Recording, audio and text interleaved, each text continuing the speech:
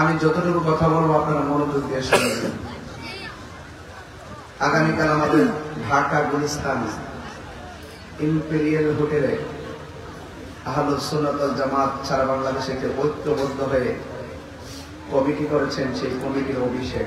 আলহামদুলিল্লাহ বলেন না? সকাল ৯টা। সেখানে আমি সারা বাংলাদেশের আহলুস সুন্নাত ওয়াল জামাতের সাংগঠনিক সচিব হিসাবে আমার খুব আগে আগে যেতে হবে। আমরা জানি বাজিতপুরের মাটি সুন্নতের ঘাঁটি। গোলা পান্ডালা করি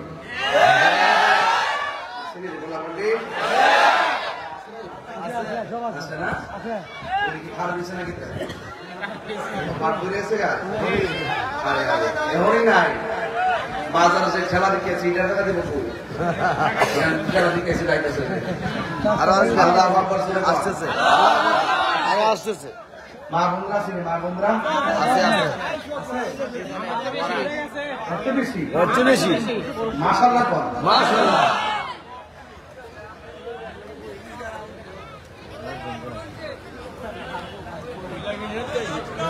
কোথায় গেছে? না বলেছে পাইলে নিরালাহি গো নবী, পাইলে নিরালাহি গো নবী, পাইলে নিরালাই দুই কদম গো নবী, পাইলে নিরালাই, পাইলে নিরালাই গো নবী, পাইলে নিরালাই। এক শ্রেণীর মানুষ আছে, আমি নাম দিয়েছি ডাব্লিউ, নাম দিয়েছি কি ডাব্লিউ। নবীর শান শুনলে কলিজায় আগুন ধরে যায়, এমন ডাব্লিউ আছে না নাই? আর আশিকে রাসূল যারা, তারা নাতে রাসূল শুনলে অন্তরে শান্তি পায়।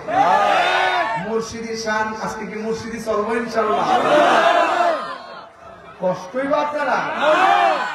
আচ্ছা ঠিক আছে ইনশাআল্লাহ। আজকে আমি রেডি হই, যে একটা খাসি খাওয়াইছে আজকে,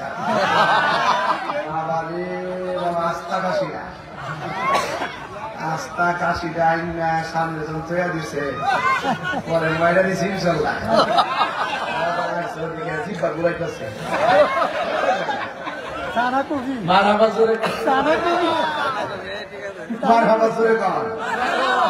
বাজার রিজিকের মালিক কেনা, আরো জোরে হায়াতের মালিক কে? এতে তুমি সন্দেহ নাই। এবার আসলে একটু সামনে যাই। আজকে মাহফিলে যারা সাজিয়েছেন,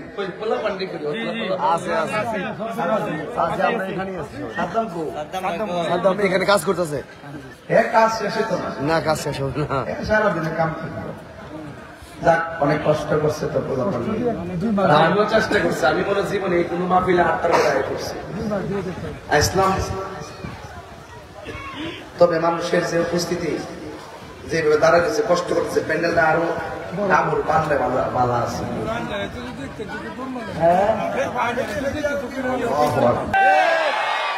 আমরা তাহিরি জাহিরি বাতিনি বুঝি না। যেখানে ইয়া রাসূলুল্লাহ স্লোগান হবে, সেখানে আমরা বাড়িঘর হলায় চলে আসতে রাজি আছি। কথা বলতে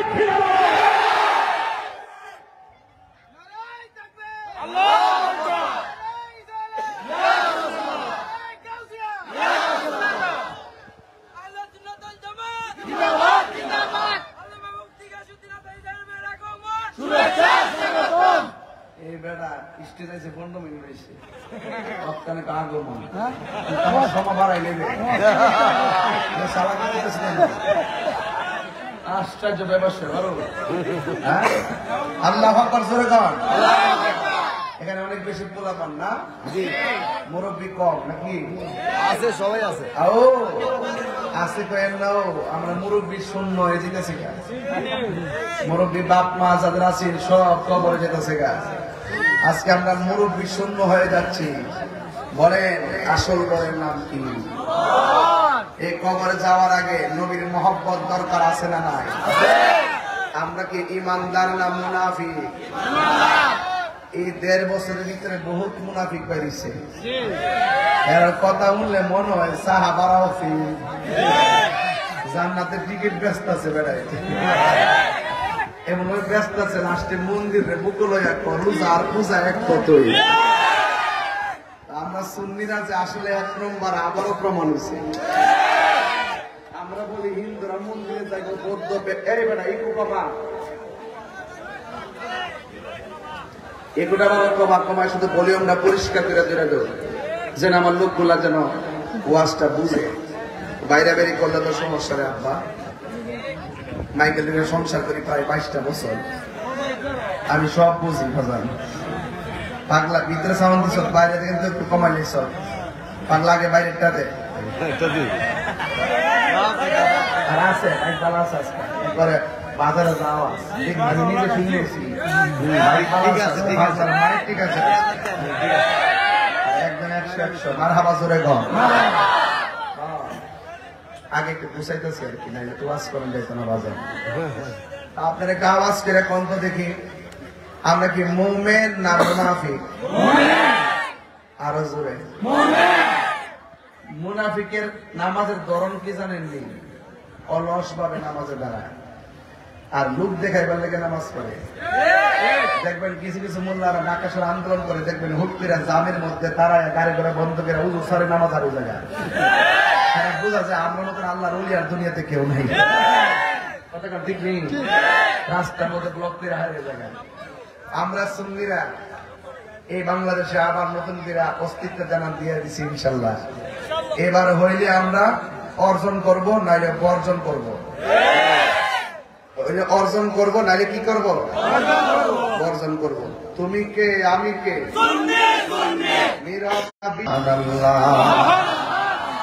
ও দড়ি গাগটিয়ার বাবা, ও বাজিতপুরের বাবা, আধার ঘরে যারা চলে গেছে এরা সুখে কিনা দুঃখে আছে আমরা জানি না। এই জন্য এই কবর দেশে আমাদেরকে আপনাকে যাওয়া লাগবে। মুনাফিক হইয়া গেলে অবস্থা ভয়াবহ হবে, মুমিন হইয়া গেলে আমার আল্লাহ আপনার গদির নিচে জান্নাতের গালিচা বিছাইয়া দিবে। আমাদের আসল ড্রেস হলো সাদা, কবর দেশে সাদা ড্রেস পরিরা যাব কেন?